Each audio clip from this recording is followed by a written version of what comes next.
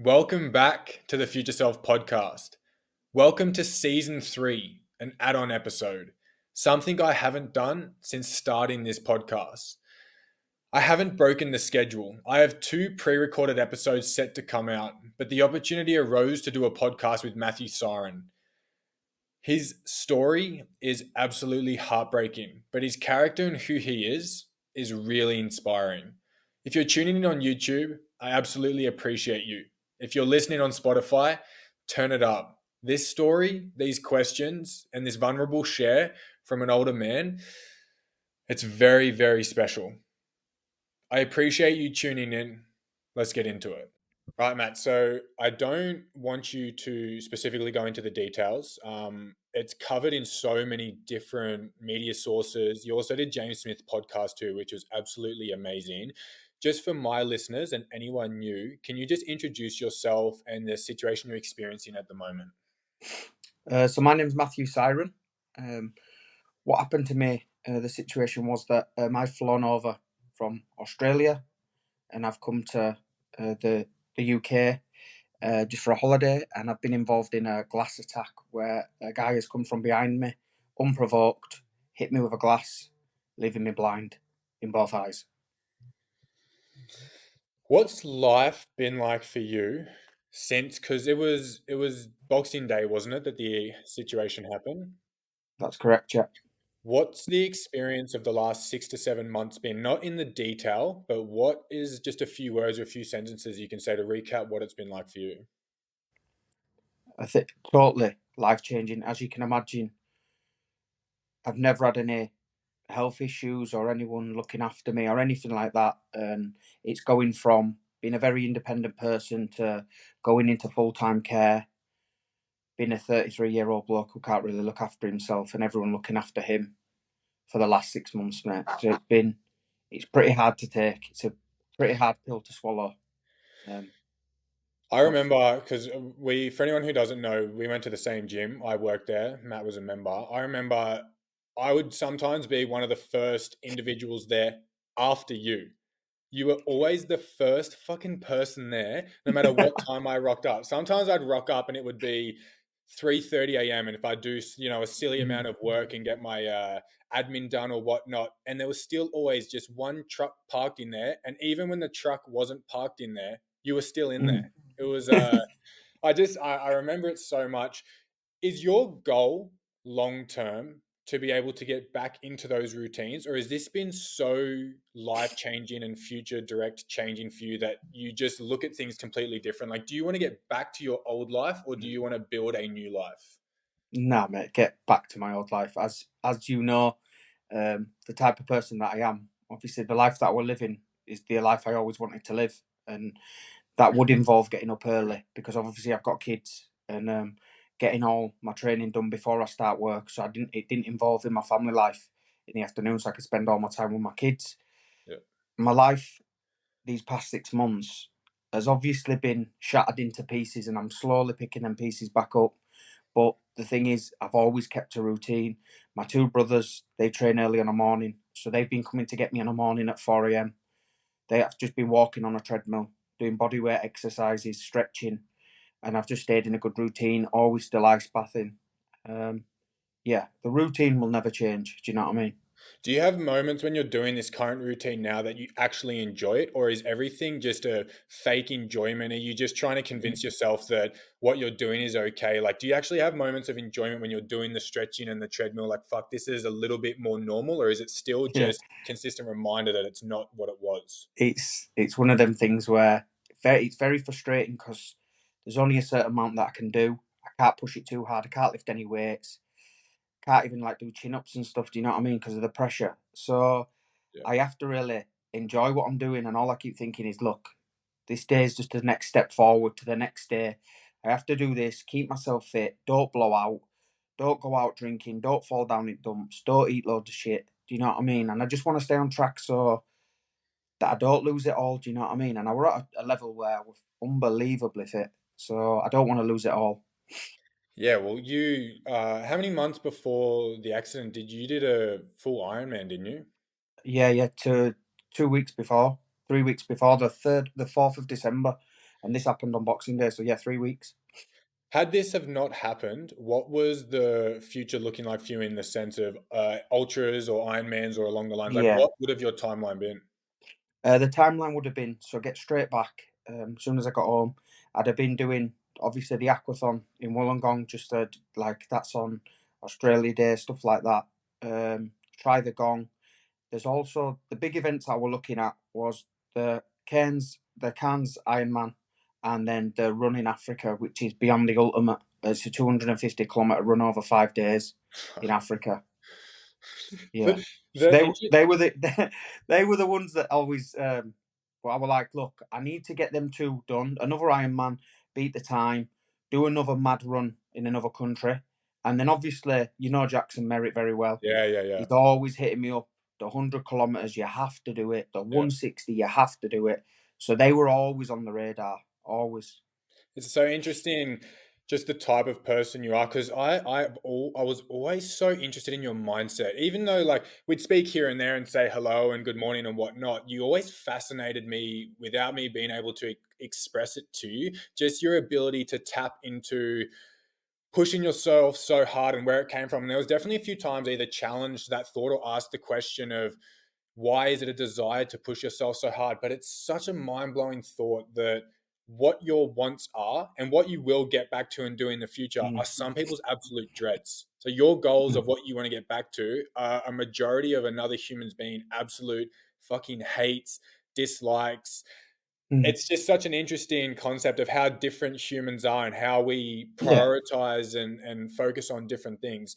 Now, the question I want to ask you next is not a statement that I'm pushing onto you, and it's not something that I actually feel appropriate to necessarily validate. But I'm a type of person from the life I've lived and the traumas I've been through that thinks or believes along the lines of everything happens for a reason. Now, when I listened to your initial podcast, your answer was there's no reason for what happened to you, the actual event itself. There's no Mm, reason for that. And I very much understand that, back that completely. It's fucking disgusting. There is no reason. How does it mm. make you feel if you read something or if I was to say to you, everything happens for a reason? I'm a believer in that a bit. I do believe everything does happen for a reason. I was in that place at that time for a reason,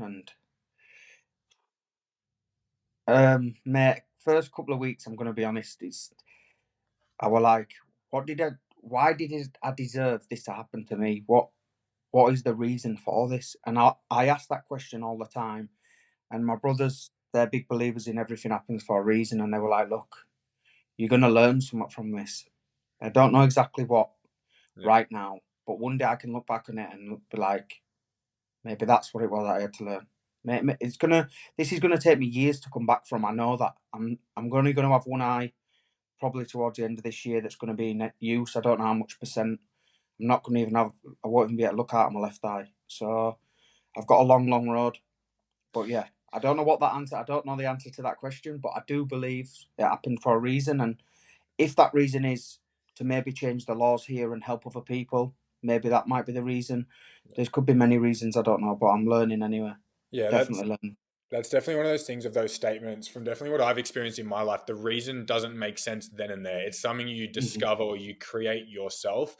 It's Over it's time, yeah, over it's time, so definitely. mind blowing to hear you say that. I was really unsure on how you'd answer that, and for so many people listening to hear such a response to something so tragic, because you have every right to play the victim. You have every right to be intensely pessimistic.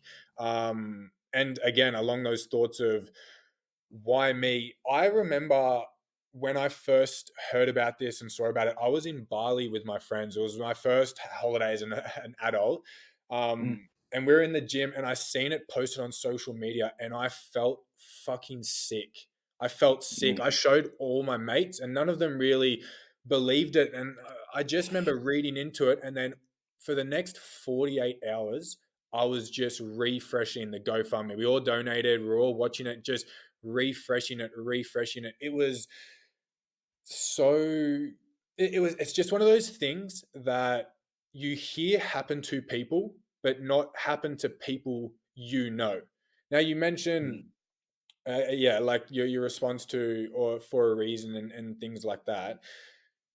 Do you feel like your viewpoint on situations is different now having experienced it? So to knuckle down on that, you always hear these things of wear a seatbelt, don't smoke, don't do this, don't do that because this happens, and it's like, yeah, yeah, whatever, whatever. But being a human being, we're so curious in that sense of we don't believe something until we experience it ourselves or until we believe it ourselves. What's the frustration like or the experience like really wanting to push onto people how serious, drinking and drugs is, glasses, those things? Do you ever get any of those brush off moments like, oh, yeah, or yeah, I know what you're experiencing, and you're sitting there going, fuck, no, you don't get it because you've been through it? Like, does that make Yeah. sense? I think that there's been many of them things in my mind playing over. Or if I didn't go out, if I didn't drink, if I didn't go out seeing my friends and just did listen to my missus and things like that. My whole thing is that I was there having a good time, and this happened. I've been dealt some bad cards, but the only thing to do is play them cards and see how it goes. I've got no else to. From what happened to me, it's not like really, oh, always put your seatbelt on, or don't do this, don't do that. It was the circumstance that I was in a bar late at night around people who were on drugs and drinking under the influence massively, and they took it upon themselves to attack me. Yeah, maybe if I wasn't there, it would never happened, but it was going to happen to someone, and unfortunately, it happened to me. And it's one of them things. When do you ever even hear of it? And you never think it'll happen to you.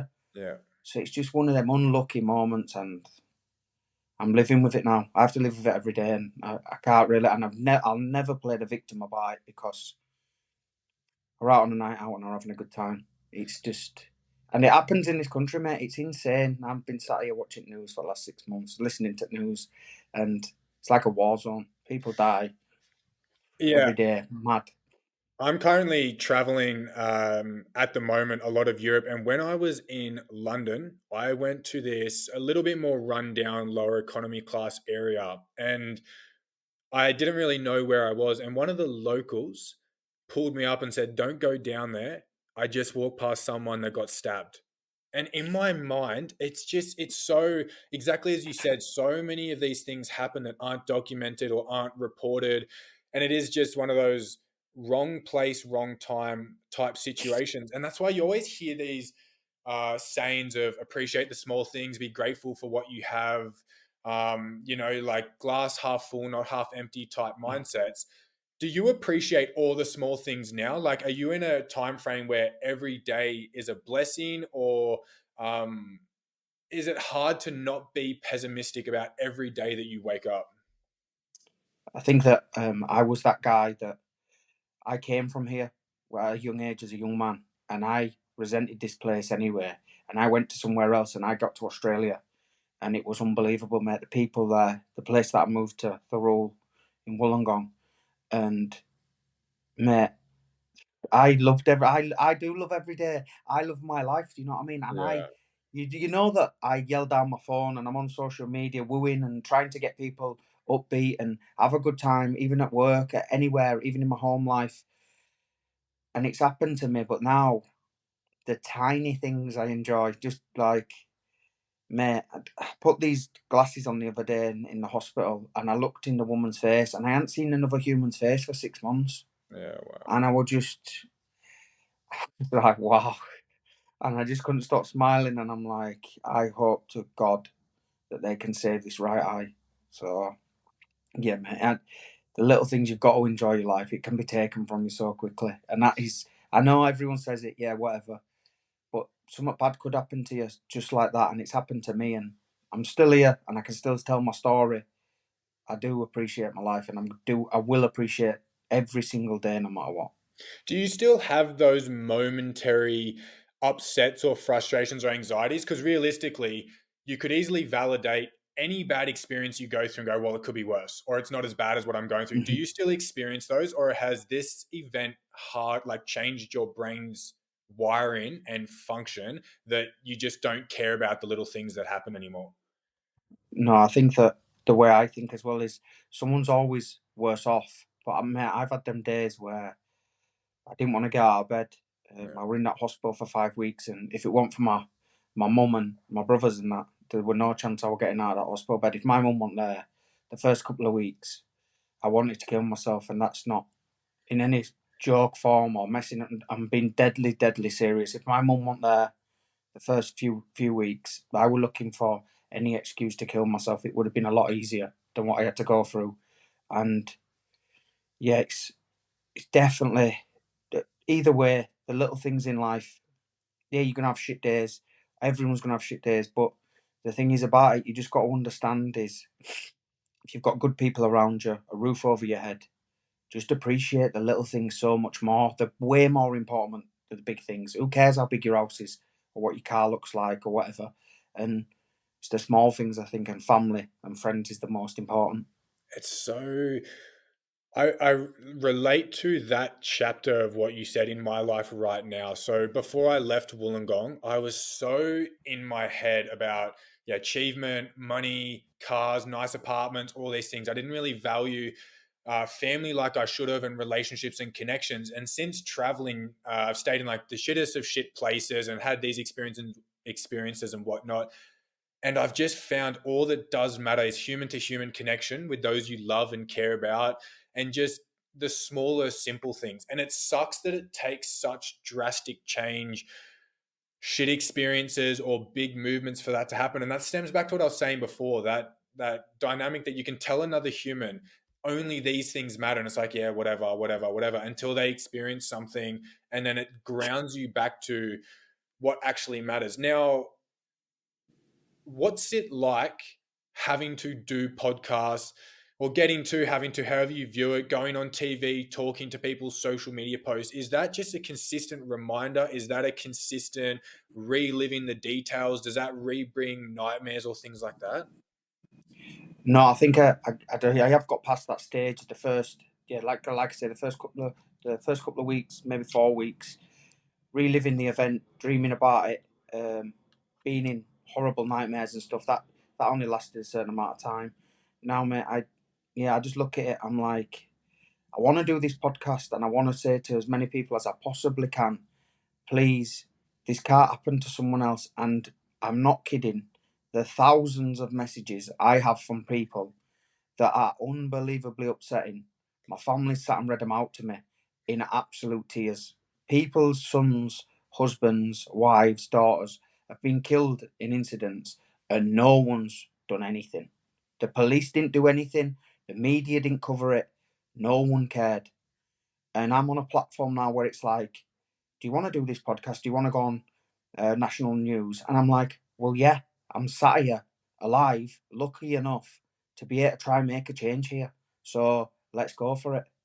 Do you So that's do you feel the pressure? Do you feel the pressure on something having to come from your situation? Do you feel the pressure that you're the main person advocating the glass ban or anything like that?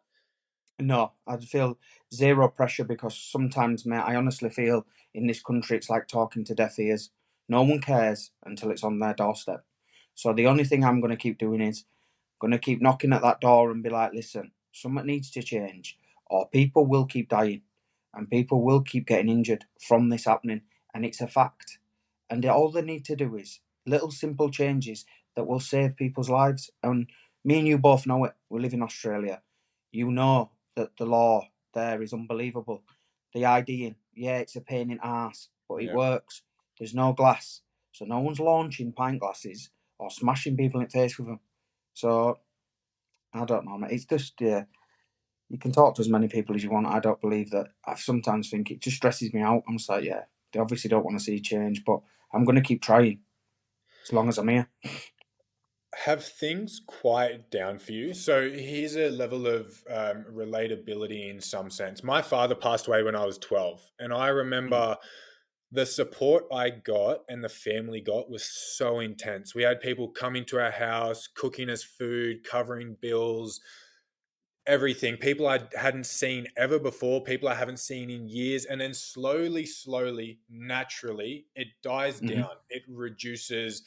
You can't 100%. expect people to show up in the practice of showing that much support, but the same level of support and care is always there. And that's why I sent you a message not that long ago that when things quiet down, don't fall into the depth of thought that people care less, because as fucking awful as it is, life moves forwards for so many people. And that's one thing I've always learnt around death and funerals is it's so intensely harsh and unfair to experience at that time, and then life continues to move forward. Have you noticed things quiet down or have quietened down, and how's that felt for you?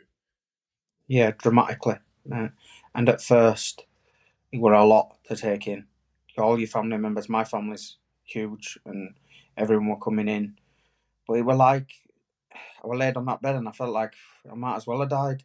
You know what I mean? At that point, people are coming in, crying, getting upset. And it's like anything, like you say, once you're dead and gone, give it a few months, everyone goes back to normal. It's just life. It's part of what we are. Do you know what I mean? We move on. Life moves on. Um, for me, it's not going to move on. Do you know what I mean? I'm going to have to live with this for a long time. And my family have given up all their time. My my sisters in law, my cousins, my mum especially, giving up all their time just for me. It's affected them massively. And yeah, that's not quieting down on the family side of things. But friends and the outside circle, they've got their own lives. Why do they need to care about me? They've got their own stresses. Don't need to worry about me. So yeah, it's definitely quieting down. Well, what's that felt like? And the hardest thing is the world doesn't revolve around us, but we are our own main characters in our life. So in our life, the world does revolve around us in the sense Mm. that it's our experience. And yes, life does move forward in the sense of everyone has their own stresses and expectations. Have you had any moments of feeling forgotten or feeling people have just moved on? Or like what does it make you feel knowing things have quieted down? No, mate, I come to terms with it very early on, and I know that people have got their own lives, and there's a lot of people in this country and a lot of people in many countries struggling, and they've got their own big worries in their life. They don't need to worry about someone else who's going through struggle. It's not in their household. Do you know what I mean? So I don't mind with that because it's like anything. We go through social media, we go through the news, and it's just another thing that's happening, and it don't really stop anything in your life. So why would it matter? And if me personally, and I seen it happening to someone else, and I wasn't close to them, and I'd be like, "Oh, look, I'm sorry it happened to you, but you've got your own life to live." I understand that.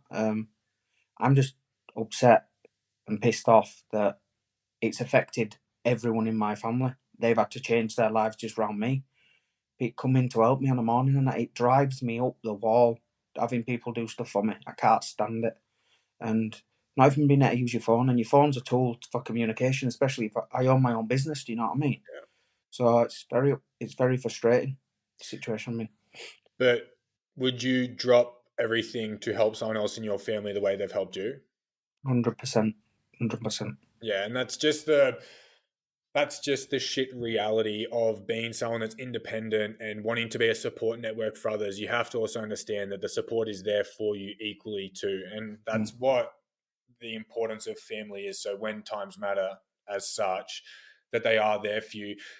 Do you ever have conversations with people where they'll explain some of their small stresses or a little thing and that really gets you? So the reason I asked this is Mm. I was going from Italy to Greece yesterday and it was supposed to just be a $200 plane ticket. Anyway, I booked the wrong day, cost me 1.1K, three plane tickets and all this frantic shit. And I was sitting at the airport having this mini meltdown thinking, Yeah. fuck, this sucks and it didn't go to plan in this. And then it's just that reminder of, bro, it doesn't fucking matter. So I took a deep breath, and it's like the difference is you're going to a different country a few hours later. So I had to definitely ground myself and reality check myself on it. Do you have people ever express small things to you, whether they Oh.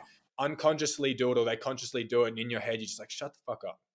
All the lads I still speak to, do you know what I mean? And everyone I still speak to has little mini meltdowns, and I'm like, mate, shut your mouth about worrying about that shit. Yeah, Now yeah. I think that since this has happened to me, I think that mate, I would one for that as well. If it didn't go right, I'd be kicking off, stressing out. To tell you what I have learned, that is one thing I can say I've definitely learned. A lot of patience. I'm a person who likes the thing done, get it done, let's get out of it. Do you know what I mean? And um, yeah, create for myself a lot of patience and just yeah, there's a lot worse going on. Don't stress over some little shit that can you can't change it anyway. Do you know what I mean? If you missed a flight or you missed a boat ride, it doesn't really matter. It's not going to change if you kick off and start smacking your head against the wall. You know what I mean? That is the yeah. I was reflecting on it last night when I was thinking of questions and thinking of this podcast we were going to do. How the stress about a situation is so much worse than after the situation happens, in the sense that you just have to accept it. So you stress about the idea of, oh, I don't want this to happen. I don't want this to happen. And then when it happens, there's nothing you can do except accept it. And that acceptance is really tough. Have you accepted your situation, or is it something you're still accepting? No, I accepted it pretty early on. I Yeah, it were hard. It's one of them. It were a big one, but it's what it is. I can't change it. I can't go back in time, and that was it for me. I had to just accept it because I knew if I won't accept it early on, it's going to grind me down, and I just had to come to terms with it. And the terms that I were coming with at the time was that I was going to be fully blind. So yeah, that was very very hard to take. I don't want this to sound morbid or pushing a bias of negative, but you've mentioned it a few times, and I'm definitely curious on it. Why continue? Like, why do you continue? Why do you still wake up? Why do you care to get better? Because I know people from my own experience in my family, but also others that end their life over things that don't really matter. Now, some depression is genetic and chemical, some is lifestyle and factorial based. What's the driving factor to continue if something so drastic has changed your life? Like, what's been that light at the end of the tunnel for you? The light at the end of the tunnel is that I just want to get home and back to normal. So let's say I was fully blind and um, I won't be able to see anyone or anything ever again. My aim would be get home, get in a routine, and get back to doing what I love. And the only thing that makes me happy, mate, and this is the God's honest truth, is getting up, going to the gym, going to work, and spending time with my kids. So it makes me happy to get up and do that. I love my job, I love training hard, and I love my family. And that is the God's honest truth.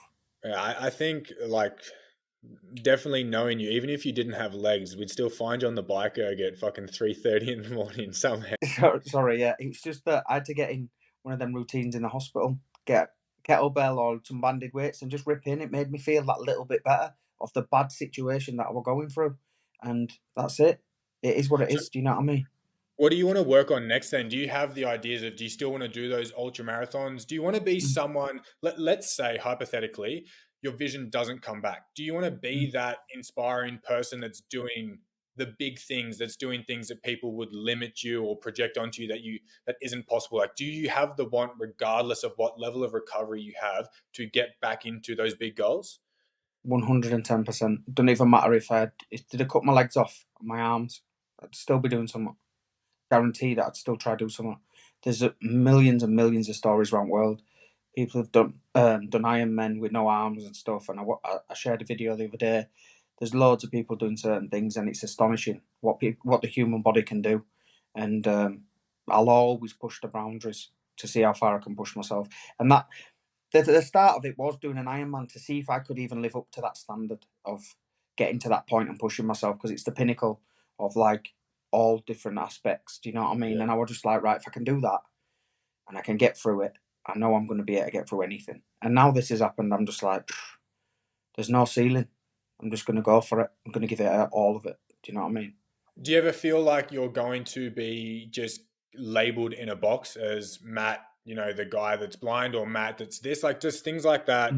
Mm. Do you reflect on that or play with that, or you just ultimately don't care? Don't care. Don't care at all. It doesn't matter what box. I'll just sit in my own box. I'll do my own thing. But it doesn't really matter. Yeah, that's All all. good. From what I know of you, that's always been you. I was in like I said before, I was in Italy last week.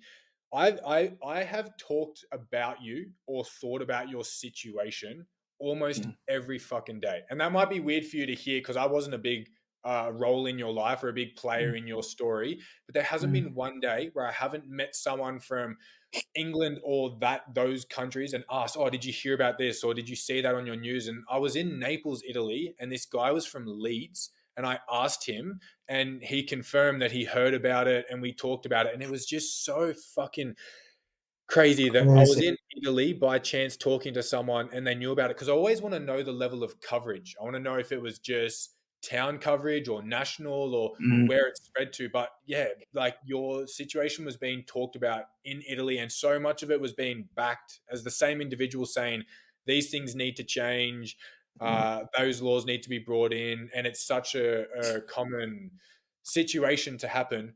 What do you need to have happen to have what you want to be the outcome? So with the change of the laws, I know you have a petition, and I know there's thousands of signatures. What? How many do you need? Like, what needs to happen? What's the pathway with that? Well, just a couple of days ago, I spoke to a woman who petitioned in 2012. Her husband was murdered at a conference in London, and he was attacked and stabbed in the neck. The guy got life, killed her husband. She petitioned, and she actually went to Parliament. Labour were in at the time, and she were all for it. She got over 100,000 signatures wrote down, and she created a Facebook page and things like that. And I'm in conversations with this woman now, and hopefully I can get to Parliament and make this change. The signatures, you get told, oh, if you get 10,000 signatures, an MP picks it up and takes it to Parliament. That doesn't happen. It doesn't really matter about the signatures. You have to get an MP to back what needs to happen. So if I can find an MP that backs me, we can go to Parliament. It's just getting that MP. What? Why? It blows my mind. Why is there so much friction between needing to get someone to take it serious? Like, how the fuck is it just not something that it's instantly seen and picked up? Like, why do you feel like there's so much friction between it being cared about?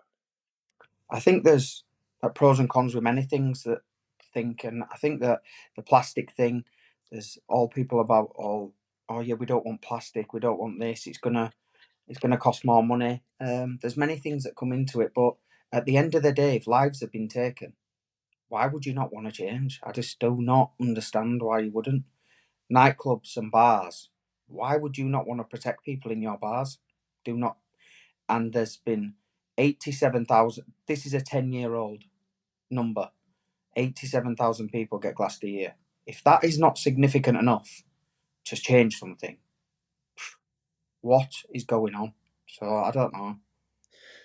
Do you think differently about going out and alcohol now? What's the change? No one's asked me that question. But yeah, mate, as you know, um, yeah, I rip into training. I also rip into when I drink. Do you know what I mean? I have a good time and I enjoy myself. Right? That's definitely how I am. 0 or 100. I look at it now and I think, yeah, you might be out having a good time and thinking life's great, but someone in there is having a downer. They're upset about something, and they could easily change your life. And that's only because they're under the influence of alcohol and drugs. They won't do it sober. So now the way I look at it is that if I go out and I am drunk, I'm putting myself in a situation that could change rapidly just around people how they feel. So yeah, I definitely look at it differently as that. Now I go out and I'm like, what is the point of actually going out to try and enjoy yourself if that could happen? But then in the back of my mind, I'm like, why am I letting someone else try and ruin what I like doing? Do you know what I mean? But I don't know. It's going to change, and it's definitely going to change for me.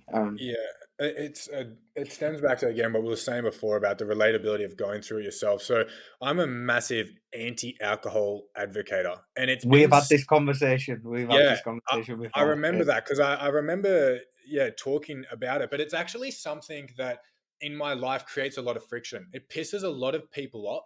It makes a lot of people judge me as if I think I'm better than them. And because it's so socially accepted, I'm the outcast or the black sheep. And it only stems from my dad wasn't an alcoholic, but he drank often.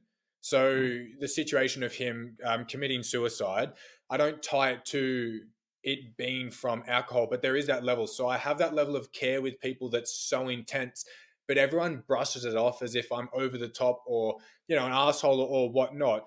Do you struggle not to now project trauma or PTSD onto another? If your friends say they're going out, does it stress you out and do you tell them not to? Or if people are getting drunk, do you worry and tell them not to? No, not at Why? all, mate. They've got their own lives to live and have as much fun as you want. And I still say to them, yeah, like, it is what it is. That happened to me. It's not a big chance that it was going to happen, but it happened. And yeah, drinking for me, I look at people like yourself who don't drink at all, and I'm like, massive, massive raps to you, because all I've ever done growing up my whole life, where I massive drinking culture. My family all drink. Everyone I know drinks, and a lot. Do you know what I mean? And some of my friends now don't drink at all. I've got a few of them that don't drink at all, especially who live in Australia anyway. And I look at you as like massive raps, because it's so hard to break from that cycle of, yeah, it's good. It's a stress, like you relax when you have a beer and all this, yeah, but also it's a depressant. Do you know what I mean? So then it's the shit days after it, after you drink and you go out all night and then you just down on the dumps for a couple of days. It's one of them things, but people are going to do what they want, guys. You know what I mean? So Yeah. it doesn't really matter what you say or what you do. It doesn't really change people's lives. Well, that's definitely the thing. Now, just quickly reflect on every good moment you've had on alcohol, parties, bachelor parties, events, Christmas parties, all those things. Yeah. Are they worth the situation of what's happened to you? Mm. Yeah, because on them times where I'm having all that good time and not drinking and having a good time, I'm around people I love and care about. So it is fun. Do you know what I mean? But then what happened to me, I walked into a bar with hundreds of randomers and were attacked. So, mate, it is alcohol and having a good time with people you love is fun. Like, it is fun. It's great. It's amazing. But what happened to me, I were out having fun and it got ruined instantly in seconds. So it's hard to say. It's very hard to say. I I love don't that. know. I love that answer because I had an idea of what you were going to say, and that wasn't it. So again, it just shows the reflective change on what you value. And you instantly just said being with people, being with friends. And that is, in my eyes now, that is the most important thing in life. And it's wild that you instantly reflected on that, because I expected you to say, fuck no. I would rather have not drunk, all the 30 years of my life, or however many, and still be in the, like, and I'm still not. have I'm the not. I'm not going to sit here and regret, guy. Let me tell you this now, mate. I've had some fun. Do you know what I mean? Some yeah. unbelievable fun, and had a great, great 33 years. Unbelievable, mate. Unbelievable. I've got a great life, great people around me, honestly. But I've just been very, very unlucky in what's happened to me. If laws were different and things were different, we wouldn't have this conversation. That guy would have never been in there. But it's what's happened on it. I'm gonna have to take it, but I will get back to some normality, and I'll get back to my normal life. I know I will. Well, I hope and pray I definitely will. Yeah. So two questions on that. One, what are your feelings and reflections towards that fucking scumbag of a human being? And I don't talk about people like that ever. Mm, yeah. First one. And then second one is, just answer the first one first, because I want you Yeah. to have, the time to answer that. Yeah. I think that with that, what he did to me, obviously I was gutted about, and I was pissed off, and I'm like, why is this, why that? But I'm not gonna get any answers anyway. The guy's a lunatic. Do you know what I mean? And he's had 15, 20 years of being a lunatic, and no Yeah. one's really done all. I just wanted justice, and yeah, we got it. He went back into prison, and that's where he belongs, and that's it. I don't really reflect on why or him or anything. I don't really care. If I'm honest, mate, I just want to get back to normality. Yeah, that's I've picked up that vibe from you from the get go. Like, of course, I'm wanting to ask these questions, but your ultimate straight arrow answer is fuck anything else. I just want to get back to the Mm, normality, which is very understandable and respectable. And that's one thing mm, about you; it is very black and white, or A to B. hmm. Do you feel like you'll ever forgive that bloke? Wow. Mm. I want to say yeah, but no. Oh, no. Oh, no, I won't. No, I won't. I won't. I won't. Nah, he's done it. Do you know what I mean? And you can't go back and change it. And he hit me to inflict some devastating pain. Do you know what I mean? He could have killed me. No, I don't forgive him. When I reflect like that, from answering straight up, no, no, I Yeah. don't. And, No. and that's one of those things that a healing journey is never going to be linear, and you No. never know what's going to happen. You might one day, definitely right now, it's very understandable for you to not. And if you Mm. never do, that's very understandable too. So again, the same thing with my father. Like when I first I experienced that, I'd never wanted to forgive and I hated and all that. And then for me, 12, 13 years later, it's something that I've come more to peace with. Will that not, does the hatred or the feeling towards that individual, will that not eat at you? Does that eat at you every day? Does that burning hatred and negativity? I did. You know what I say that guy? I'm like, oh, you can't be hating on someone and you can't do this and that. But I'm never gonna probably ever see that guy again, or he's never gonna have anything to do with my life again. It's not that I hate him or anything like that. I just don't forgive him for what he did. It's not that I hate him. He just took it upon himself to make a stupid decision that could have cost my life. It hasn't really cost his. He's only going to spend 7.5 years in prison, but he could have killed me, and he could have been spending the rest of his life in prison. You know what I mean? I just hate for the decision he came up with to think, oh, I'll smash this glass in his face and I'll hurt him as much as possible and then run off. I don't. It's just a decision he made. Just so stupid.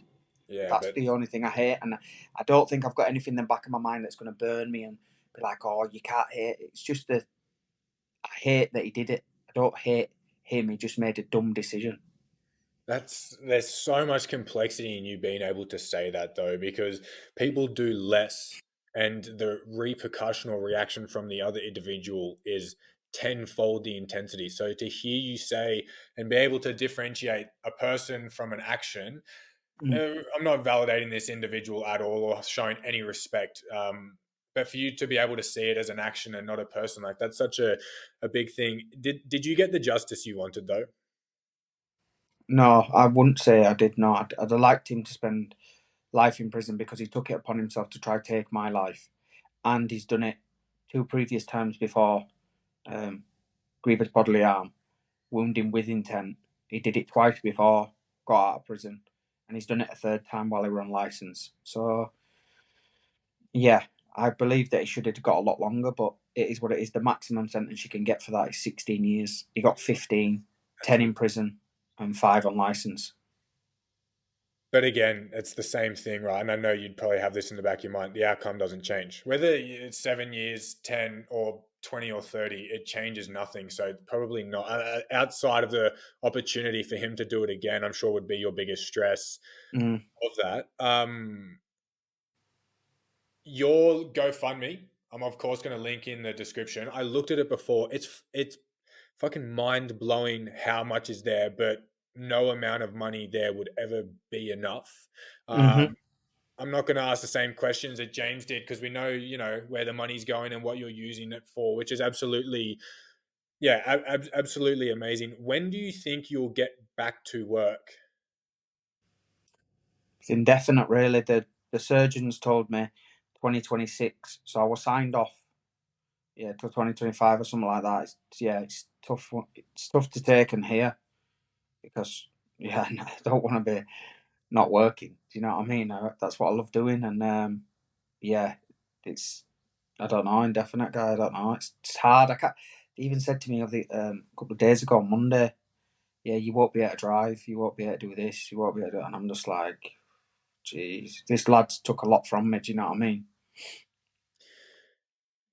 Do you feel like it will ever change your life in the sense of motivational speaking or going down those routes or routes that can happen from traumatic Yeah. events? Yeah, I've had a lot of people like reach out and say that, and would I be up to it and stuff like that. But I don't know, mate. Who's gonna? I don't really know how I'd stand in front of someone and tell them my story. Like I just don't know how I'd go about that. Do you know what I mean? I don't. It's You've done some happened. It of it would just today. yeah yeah. Well, it's I don't know. I don't know how to answer that. Yeah, I don't. If it comes to it and they want me to do it, and I'd happily stand and tell my story, but I don't believe that it's just a bad incident I were involved in, and the way I'm dealing with it, I just think that most people, well, I think in my mind, that's the best way to deal with it. There is another way where obviously people like go into depression and things like that, but I will never fall into that category, and I know I won't. Why not? I know if I did, there won't be any coming back. So if I did fall into drugs, alcohol, things like that, there would no coming back. I know that. It, it is such a such an interesting situation because I don't want to sound cliche, but the hero and villain are born from the same situation. The hero says, "The world hurt me. I'm not going to let it hurt anyone else," and the villain says, "The world hurt me. I'm going to have other people experience that." And ruin it. Yeah, that's right. Yeah, you wouldn't have had that moment where you sat there and gone, "Oh, I'm going to choose this path instead of this path." Did you have moments where it was that, "Fuck that, I'm just going to go down that wrong route"? Yeah. There's been moments where, like, I'm on an edge of a cliff and I'm just like, right, here we go. Boom. I was thinking, right, go out, let's get steaming, try to forget about it and not worry about it anymore and try to get rid of all this pain and hate. And then I was just like, then what?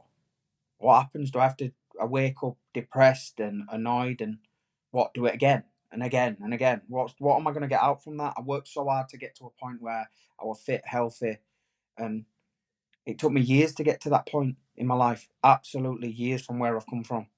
So I won't throw it all down the drain no matter what happened to me, no matter what. Yeah, it's so admirable. You're gonna hate me saying this because I know you are that type of bloke, but it's very inspiring to Mm, know what your mindset is, event or situation happen or not. You were someone that I always was very in admiration of or inspired by because you were very that cutthroat of get up and do it or I'm going yeah. to do it. And that's such because obviously a fitness coach. I balance between the dynamics of being kind and validating to someone and then also being that cutthroat of if you wanted to, Mm, you definitely could do it. mm, What is like not necessarily about your event, but just in general, because your mindset, regardless of this, you would have been someone I would have loved to do a podcast with mm. anyway, in the future at some point in time.